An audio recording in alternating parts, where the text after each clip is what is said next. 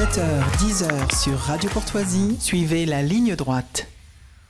À la surprise générale, la coalition des partis de gauche et d'extrême gauche est sortie en tête des élections législatives dimanche soir, devant le camp présidentiel d'Emmanuel Macron et le Rassemblement national en troisième position, aucun des blocs n'obtenant la majorité absolue.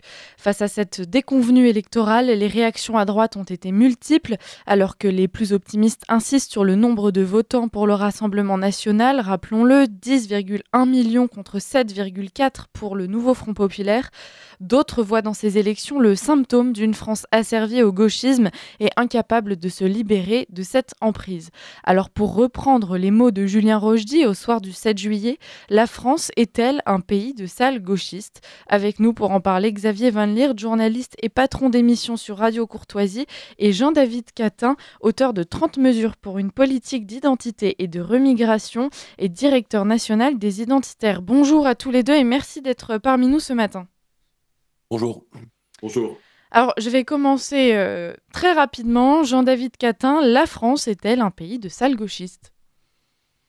Certainement pas, mais je pense que c'est le soir des élections une réaction que certains ont pu avoir. Alors, c'est une réaction qu'on avait déjà observée en 2022, cette fois pour, par exemple, les partisans d'Éric Zemmour, qui avaient parfois réagi très violemment au score. Et dans les deux cas, en fait, on avait assisté au même phénomène. Il y avait eu des promesses par les sondages, des promesses de très grands résultats, 19%, jusqu'à 19% pour reconquête Éric Zemmour. Et cette fois, une promesse de victoire, de majorité absolue. Et donc, la déception, elle est à la hauteur des promesses. Mais il ne faut pas s'arrêter à ça, parce que si on revient il y a 5 semaines en arrière, on n'aurait jamais espéré avoir plus de députés du corps national jusqu'en 2027. Donc, peut-être que ça vaut le coup de se remettre un petit peu dans l'état d'esprit dans lequel on était avant les élections européennes. Xavier Van Lierde, même question. La France est-elle un pays de sales gauchistes ? Non, pas du tout. Vous l'avez dit vous-même en introduction. En réalité, le score du Rassemblement national n'est pas si mauvais que ça, loin de là. En revanche, la France est un pays où il y a beaucoup de gauchistes, et surtout, elle est un pays où les institutions sont sous contrôle de la gauche. C'est-à-dire que le Rassemblement national ne s'est pas seulement battu contre ses adversaires des partis politiques, il a affronté tout un système constitué des médias, bien sûr. Enfin, je pense que le parti qui a gagné en réalité il y a quelques jours, le second tour des législatives, c'est le parti des médias. Les médias, oui, sont très largement dominés par la gauche, voire par l'extrême gauche. D'autres institutions aussi. Et si le Rassemblement national avait gagné ces élections législatives, il aurait dû affronter un deuxième bastion de gauche, voire de gauchistes, qui est l'ensemble des superstructures d'État, et tout particulièrement les juges, la justice.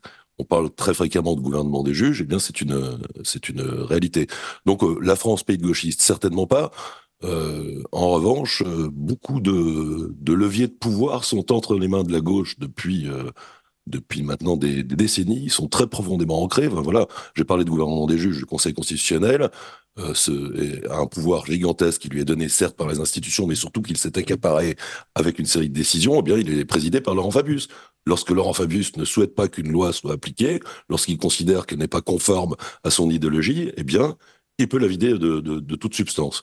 Donc oui, nous avons un problème avec la gauche dans le pays, mais pas un problème avec le peuple. Au contraire, le peuple, lui, poussait très largement à droite, soit à exprimer le souhait d'une France dirigée beaucoup plus à droite, mais bon, cette poussée se heurte à un certain nombre de barrages, mais il n'y a pas que les partis qui ont fait barrage.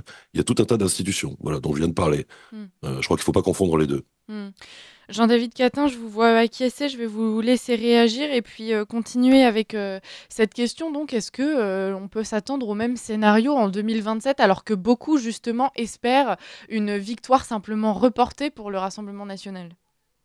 Je crois qu'il est un peu présomptueux pour n'importe qui de dire ce qui va se passer en 2027. Je pense qu'il y a une semaine, personne n'avait vu le scénario des législatives se dérouler ainsi. Personne n'avait vu avant les européennes le fait qu'il y aurait des législatives.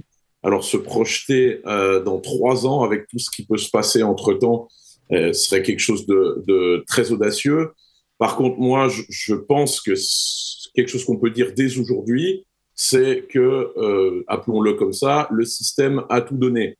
Le système médiatique, on en a parlé, les institutions, on en a parlé, tous les politiciens les plus roublards qui dominent le pays actuellement ont fait leurs accords, leurs combinaisons, comme on dit. Donc, ils ont tout donné. Et quelque part, j'ai envie de dire qu'ils ont tiré leur dernière cartouche. Maintenant, ils ont dit, faites absolument barrage au peuple français. Une partie du peuple français les ont écoutés, les a écoutés. Et donc, s'ils déçoivent à nouveau, et il y a de fortes chances que ça arrive, vu les mesures dont on sait qu'elles sont nécessaires qui ne seront pas prises, vu la situation économique du pays, la situation de la dette qui est dramatique, ce nouveau gouvernement, quelle que soit sa composition, décevra. Donc, il y a là des opportunités, il y a là un boulevard pour la droite nationale, quel que soit le candidat qui émergera, probablement bien sûr Marine Le Pen, mais quel que soit le candidat, il y aura effectivement un boulevard pour la droite nationale, à elle de l'exploiter. Messieurs, je reviens vers vous dans un instant. Il est presque 8h. On fait un petit tour par l'actualité avec Adèle Rosner et puis on poursuit notre discussion ensuite. Ligne droite. Chevalier de la table ronde. Oui, oui, oui. Non, non, non. La table ronde. Alors, je reprends cet entretien avec vous, Xavier Van Lierde. Nous venons d'entendre Jean-David Catin qui nous expliquait qu'il y avait désormais un boulevard pour le Rassemblement national et que la gauche et ce système, même les médias, avaient joué leur dernière cartouche lors de ces élections. Est-ce que cette musique ne serait pas un petit peu redondante, celle selon laquelle la prochaine fois sera la bonne ? Est-ce que vous avez toujours espoir ? Très bonne question. Je crois là où je rejoins notre ami Catin, c'est que on disait autrefois, il y a très longtemps, la République gouverne mal, mais elle se défend bien. Alors là, il ne s'agit pas d'abattre la République, bien entendu, mais le système, le régime, gouverne très très mal. On le voit, l'accumulation des dettes, dans tous les domaines, c'est-à-dire même les domaines où il prétend de la compétence, il se révèle particulièrement amateur et on obtient des résultats lamentables.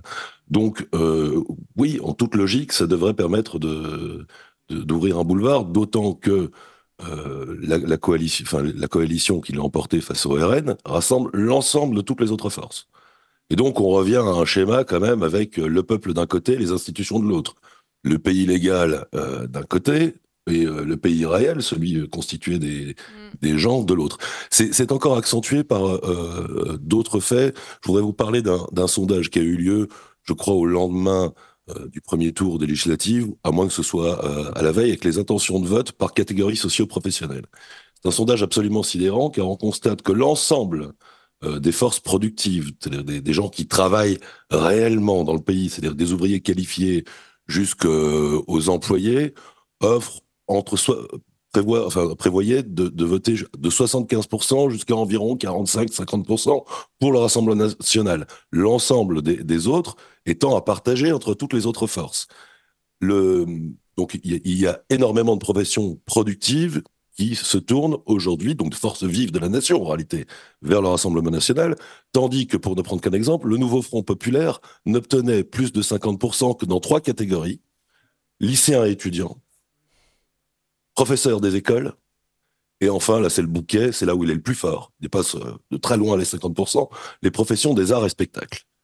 Donc le tableau du pays réel, des gens qui incarnent réellement la fameuse société civile et la société dans son ensemble, se retrouve véritablement du côté de la droite nationale. Je ne crois pas qu'il y ait d'exemple dans l'histoire où un mouvement, au-delà même du parti, un mouvement rassemble l'ensemble des forces vives et ne finit pas par prendre le pouvoir. Donc oui, le boulevard est là. Maintenant, il faut aussi faire preuve d'intelligence politique, puisque et oser faire son autocritique. Moi je suis pas membre du Rassemblement national, mais essayer de réparer ou de pallier aux dysfonctionnements qui ont lieu. Je pense que le principal, c'est non pas la sélection des candidats, mais le manque de candidats enracinés. Ce qui est tout à fait autre chose. C'est-à-dire qu'à l'évidence, on reste dans un schéma avec un parti qui reste très parisien, dirigé de Paris, très tourné vers l'élection présidentielle, ce qui peut être une forme d'atout, hein, c'est-à-dire qu'il est bien rodé à cet exercice-là, ça tombe bien, ça va être le prochain, mais pour l'emporter, eh bien, il faut reconnecter avec toutes ces forces vives dont je parlais. Ce qui est un peu sidérant, c'est de voir à quel point il y a un bouillonnement en faveur de ces idées-là, mais que la connexion entre le parti qui les incarne et cette société civile et ce pays réel ne se fait que lors des élections, pas le reste du temps. Ça, c'est quelque chose auquel il faut absolument qu'il remédie, sinon on n'y arrivera pas. Jean-David Catin, est-ce que vous voulez réagir à ce qui vient d'être dit par Xavier Van Lierde? Ah oui, tout à fait. Bah, c'est d'autant plus vrai qu'il y a 79 circonscriptions où le vote s'est joué à moins de 5%. Donc là, on voit très bien que l'enracinement, comme a dit monsieur, et surtout le travail de terrain, qui n'était là clairement pas facile à organiser en 3 semaines, hein, c'est pas une critique acerbe que je fais, mais on voit très bien que pour les prochaines échéances qu'on peut prévoir cette fois, on sait qu'il y aura peut-être une dissolution dans 1 an si les choses ne vont pas bien, et probablement après la prochaine présidentielle. Peut-être que là, il y a un travail de structuration, de formation à faire qui permettra d'aller chercher jusqu'à 79 députés supplémentaires, ce qui rapproche beaucoup de la majorité absolue. Aujourd'hui, on est face à un nouveau Front populaire qui a souhaité s'emparer du pouvoir tout en sachant pertinemment que la majorité des Français votaient pour un autre parti, à savoir le Rassemblement national. Aujourd'hui, finalement, la légitimité d'un parti au pouvoir se base-t-elle toujours sur le nombre de Français ayant voté pour lui, ou bien est-ce qu'on est en train d'observer une modification avec une légitimité qui se baserait seulement sur une espèce de morale finalement qu'on s'octroie et qu'on s'approprie, Jean-David Catin? J'ai envie de dire que Jean-Luc Mélenchon est un vieux renard de la politique. Il a immédiatement réclamé la victoire dans un environnement très festif, très joyeux suite à l'annonce des résultats. En réalité, son nombre de députés stagne, voire diminue. Et pourtant, il annonce la victoire et il marque les esprits avec ça, là où la droite nationale se morfond, désespère. Donc, je réponds un petit peu à côté de votre question, mais j'avais envie de dire ça. C'est que la victoire, c'est aussi ce qu'on en fait, c'est aussi comment on dit, le momentum qu'on essaye d'en tirer. Aujourd'hui, je pense qu'il faut voir cette élection comme une étape vers autre chose. Nous, depuis que je suis la politique, effectivement, le camp national va déconvenu en demi-victoire. Je me souviens que lors de la présidentielle de 2022, les gens du camp national avaient eu l'impression d'avoir 82% de la France contre eux. Aujourd'hui, le RN finit premier aux élections législatives avec 10 millions de voix dans une élection qui est très défavorable, un système qui existe dans presque aucun autre pays européen. Moi, j'y vois plutôt des notes d'espérance que des notes de désespoir, surtout au vu de la propagande massive à laquelle on a eu à faire face et auquel, et j'ai envie de le souligner, surtout les jeunes générations ont eu à faire face. Xavier Van Lierde, même question que pour Jean-David Catin. Est-ce qu'on assiste à une modification de la légitimité en politique qui s'appuierait désormais plus sur la bien... Je cherche mes mots ce matin. Oui, non, mais j'ai compris la question.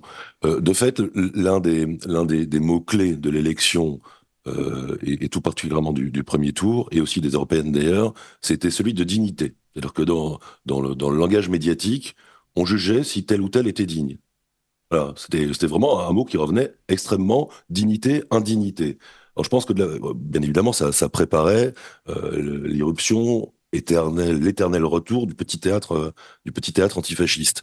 Alors je pense que face à ce théâtre qui prépare lui-même le Front républicain, le RN joue à la fois bien et pas bien. Je m'explique. Sa stratégie principale consiste à mettre en avant sa volonté de dédiabolisation et d'exemplarité. Fort bien, c'est parfait d'être exemplaire, d'avoir les gens qui prêtent le moins le flanc possible à ce type d'attaque. Mais ça a aussi un énorme inconvénient qui est celui de légitimer les juges, de donner de la légitimité aux juges qui décident qui est digne ou pas digne de se présenter, d'être élu ou pas. Et ça, c'est un vrai problème. Je pense que la bonne stratégie face à une stratégie de diabolisation, c'est plutôt la contre-diabolisation. C'est-à-dire que je pense qu'il faut être offensif. Le RN aurait dû être plus offensif et dire, mais qui êtes-vous pour nous juger? Qui êtes-vous pour nous mettre en accusation? Et cela vaut à la fois pour les adversaires, mais aussi pour le parti des médias. Parce que quand on représente une telle proportion de la population, je l'ai dit, l'essentiel des forces vives de la nation, on ne doit pas rester en position d'accusé qui se défend. Il faut expliquer que les juges ne sont pas légitimes. Que la légitimité, c'est celle justement des élus qu'ils sont et de la force politique représentant réellement les Français. Voilà, petit conseil stratégique pour nos amis du RN. Contre-diaboliser. Surtout quand un exemple parmi d'autres. Lors du second tour, on voit Monsieur Jadot. Monsieur Jadot, sur un plateau, se permet d'expliquer que, en gros, le Rassemblement national, c'est Pétain, voire pire. Et en face, donc, des candidats du RN qui se défendent en disant, mais non, c'est pas vrai, on n'est pas Pétain, enfin, c'est ridicule. Tout ça, c'est vrai, bien entendu. Mais Monsieur Jadot, il était président de Greenpeace, il fait partie des gens qui ont totalement mis par terre notre système énergétique, notre parc nucléaire, et qui ont ainsi sont responsables non seulement de la hausse du niveau de vie, d'une part de l'effondrement économique que subit notre pays. Il fallait répliquer en lui disant, mais qui êtes-vous pour nous parler, nous donner des leçons, monsieur? Et voilà, c'est une méthode qui, à mon avis, est beaucoup plus pertinente. Contre-diaboliser. Face aux diabolisateurs, on ne reste pas en position d'accuser, on contre-diabolise. Et il y a matière. Jean-David Catin, une réaction, et puis ensuite, j'aurai une nouvelle question pour vous. J'ai envie de dire que c'est au-delà d'une méthode, je suis d'accord sur le fond, mais au-delà d'une méthode, c'est presque une attitude qu'il faut avoir. C'est cesser d'intérioriser ce complexe, et ça va au-delà du RN, hein, c'est toute la droite qui en est victime, cesser d'intérioriser cette culpabilité, cesser d'intérioriser la supériorité morale de la gauche. Je veux dire, aujourd'hui, avec tout ce qui se passe, on a, outre l'histoire de la gauche dont elle n'a jamais fait le bilan, hein, il y a tout ce qui se passe aujourd'hui. On a quand même vu François Hollande assumer en plateau la présence d'un triple fichier S sur les listes du nouveau Front populaire. On en est là. Donc, je veux dire, oui, effectivement, il y a un changement d'attitude radical à avoir et plus intérioriser cette culpabilité. Je crois que les Français s'en fichent. Aujourd'hui, les Français souffrent et les responsables politiques français, nationaux et de droite doivent mettre cette souffrance et ce cri d'alerte et d'appel à l'aide avant toutes les tentatives de culpabilisation de la gauche et oublier un petit peu cette vieille histoire de tribunal révolutionnaire devant lequel on nous place sans cesse. On parlait du poids et de la responsabilité du système à travers notamment le gouvernement des juges. Est-ce que vous pensez que pour renverser la situation, il faudrait passer par un renversement de ce système justement et de toutes ces vieilles institutions qui traditionnellement sont plutôt en faveur de la gauche? Jean-David Catin et puis Xavier Van Liert, je vous laisserai répondre à la même question ensuite. Ça, c'est une vaste question qui traverse un peu toute l'Europe et les démocraties qui veulent reprendre la main sur le cours de leur politique. On voit que Orban a été confronté à ces juges. On voit même jusqu'en Israël, hein, le grand débat politique en Israël avant les attentats, ça avait été cette question de cour constitutionnelle. Et on voit que c'est tout le problème. Réformer, oui. Moi, je crois beaucoup au peuple. Je crois que si demain, on a un peuple majoritaire, qu'on fonctionne par référendum, l'intendance suivra. Je veux dire, parler de révolutionner le système, oui, mais comment le faire concrètement? C'est très compliqué sans apparaître pour des putschistes ou des totalitaires.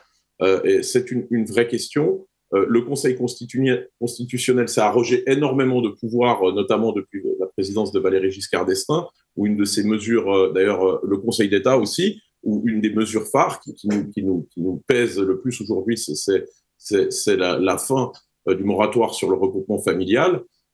Ces questions-là, effectivement, il faut les reprendre en main avec la politique. Et je pense qu'avec l'aide du peuple, avec l'aide d'un peuple majoritaire sur ces questions-là, on pourra y arriver.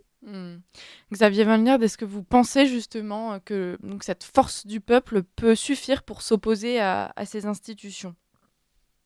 Oui, il le faudra, mais c'est exactement ce qui va se passer, puisque à chaque fois, ces institutions s'opposent en réalité de façon insidieuse à la volonté populaire. Donc le face-à-face et le bras de fer va avoir lieu. Le tout, c'est d'organiser, de fédérer cette force populaire. Moi, je crois beaucoup à la vertu de l'exemple. C'est-à-dire que une fois élu, si un jour la droite nationale prenait le pouvoir, il ne s'agit pas, bien évidemment, de commencer par dire bah, bonjour, je dissous le Conseil constitutionnel, c'est terminé. En revanche, si elle prend des mesures législatives, si elle, par exemple une loi sur l'immigration qui correspond parfaitement à l'aspiration des Français et qu'à cette occasion, le Conseil constitutionnel décide de l'invalider, eh bien le scandale sera tellement énorme que le Conseil constitutionnel sera dans une situation extrêmement délicate, et c'est à ce moment-là, il faudra le pointer du doigt comme ce qu'elle est, c'est-à-dire une institution parfaitement antidémocratique qui s'oppose à la volonté populaire, aux résultats des urnes et à ce que souhaitent les Français, et même à l'intérieur de la nation.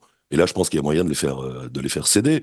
Et puis peut-être aussi en revenant à l'esprit des institutions, parce que le Conseil constitutionnel, initialement, une sorte d'arbitre purement sur le simple fonctionnement des institutions, pourquoi pas. C'est après une série de décisions qu'il a prises lui-même, où il s'est auto-attribué des capacités à juger du fond des lois, mais c'était pas ça au départ, pas du tout.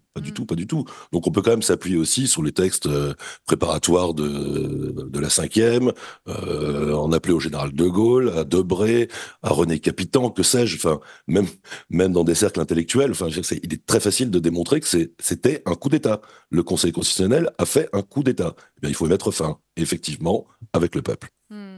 Jean-David Catin, une réaction sur ce coup d'État du Conseil constitutionnel ? Je partage totalement. Et il faut aussi souligner que les juges du Conseil d'État sont quand même nommés par le président du Sénat et par le président de l'Assemblée nationale, si je ne me trompe pas, tous les 3 ans. Et donc, s'il y a une prise du pouvoir durable par le camp national, il y a aussi la possibilité, un peu comme Trump l'a fait avec la Cour suprême aux États-Unis, de nommer des juges qui ne soient plus des juges du type de Laurent Fabius, par exemple. Donc, c'est aussi une manière, en changeant les équilibres dans le Conseil constitutionnel, d'infléchir sa ligne politique. Je vais en recentrer un petit peu sur le sujet qui nous occupe, messieurs.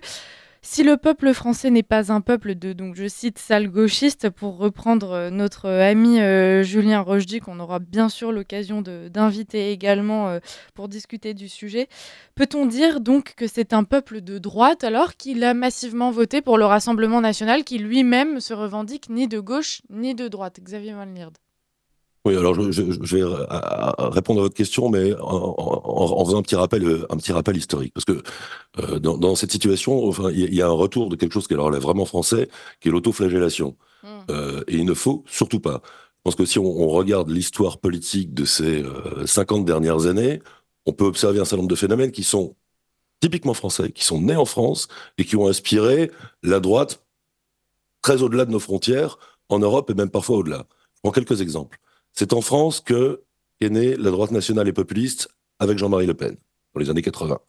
C'est en France qu'est né le traditionnalisme catholique avec Monseigneur Lefebvre. C'est en France qu'est née la nouvelle droite, réinventer le logiciel intellectuel de la droite, avec Alain de Benoît. C'est en France qu'est née la notion de grand placement avec René Camus. C'est en France qu'est né le mouvement identitaire européen avec la galaxie de génération identitaire. C'est en France qu'a eu lieu aussi l'insurrection populaire des Gilets jaunes contre les fausses élites mondialistes. C'est en France, enfin, que la droite nationale et populiste aujourd'hui fait ses plus gros scores en Europe, à l'exception de la Hongrie, mais qui, chacun en conviendra, est un cas particulier. Donc vraiment, il faut arrêter de se flageller et au contraire réaliser que la France est aujourd'hui, en Europe et peut-être même dans le monde, l'un des pays qui est un des pays phares du refus d'une certaine modernité avachie, à la fois sur l'ensemble des questions, c'est-à-dire que ce soit sur l'enracinement, les flux migratoires, les questions d'autorité, de tradition, à chaque fois, la France ouvre une voie possible. Et si le combat est si dur en France, c'est parce que je pense qu'aussi un certain nombre de pouvoirs qui sont réels savent que la France, c'est un État un peu particulier quand même. C'est-à-dire que si demain la droite nationale triomphait au Danemark, ce ne serait pas un séisme européen ni mondial. La France, c'est un pays qui est très symbolique et qui, par ailleurs, a une place centrale géographiquement, mais aussi dans l'histoire de l'Europe et même de la civilisation. Et donc, le combat est très, très dur ici parce qu'on ne peut pas gagner en France. Pour nos adversaires, ce n'est pas concevable. Et donc, les gens qui représentent ces différents courants mènent chacun à leur façon un combat qui est assez héroïque. Assez héroïque parce que les autres considèrent qu'ils ne peuvent pas le perdre. Il faut garder ça en tête et donc retirer, je pense, énormément de fierté et puis de courage et de volonté de l'emporter. Jean-David Catin, vous suivez les propos de Xavier Van Lierde? Absolument. Et j'ai envie. Bon, Monsieur Van Lier a parlé des idées, disons, de notre camp au sens large. Mais la France bénéficie d'un prestige intellectuel incroyable. Genre, c'est les auteurs des Lumières, la Révolution française, la contre-révolution.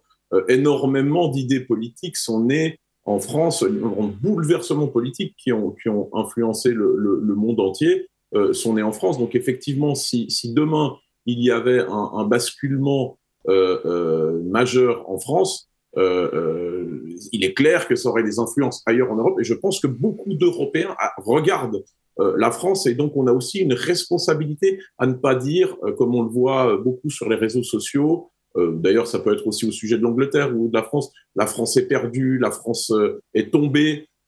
C'est pas vrai. Il y a des forces formidables de résistance en France, il y a du courage incroyable. On peut penser notamment aux jeunes filles de Némésis ou aux jeunes identitaires qui sont persécutés par Darmanin, dissolution après dissolution, qui n'ont jamais été abattus. Et on voit aujourd'hui que le peuple français ramasse le flambeau et l'exprime électoralement. Donc, moi, encore une fois, moi, j'y vois des motifs d'espoir. Et puis surtout, la France, il faut savoir de quelle France on parle. Si vous me disiez que c'est dans les zones les plus concernées par l'insécurité et la submersion migratoire que les résultats du camp national étaient les plus faibles, je dirais oui, alors là, il y a un vrai problème. La France se complaît dans cette situation. La vérité, c'est quand on regarde les cartes électorales, on voit que les zones où le Rassemblement national fait ses plus mauvais scores, c'est des zones qui sont peu touchées par les problématiques qui nous inquiètent.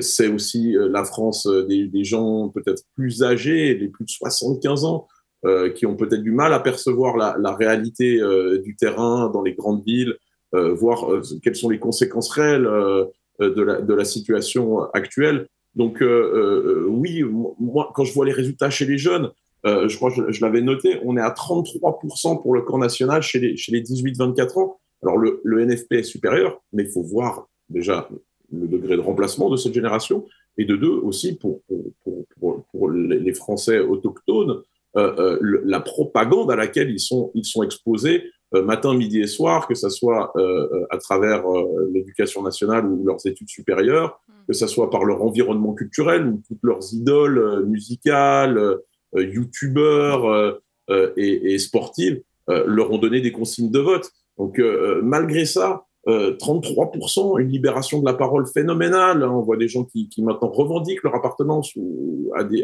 Rassemblement national ou à d'autres mouvements de résistance, là où il y a quelques années, c'était honteux et personne n'osait le faire. Donc encore une fois, il y a quelque chose qui se passe en France et c'est un bon signal pour toute l'Europe. Il nous reste un peu plus d'une minute. Si nous devions conclure cette interview, vous porteriez tous les deux, messieurs, j'imagine, un message d'espoir donc aux auditeurs qui nous écoutent et qui sont peut-être eux-mêmes partagés entre ce désespoir et cette envie de persévérer et de continuer à y croire. Ah bah oui, absolument. Je pense un message d'espoir, mais aussi de fierté, de compatibilité. Une bataille a été perdue, quoique d'ailleurs. Une étape a été franchie, d'autres sont sur le chemin. Ce sera difficile, le chemin est escarpé. Il va y avoir encore bien d'autres barrages dressés devant nous. Eh bien, la volonté populaire finira toujours par s'imposer. J'avais commencé par là, lorsque l'ensemble des forces vives se tournent vers un mouvement, et vers un mouvement, il finit toujours par tout emporter.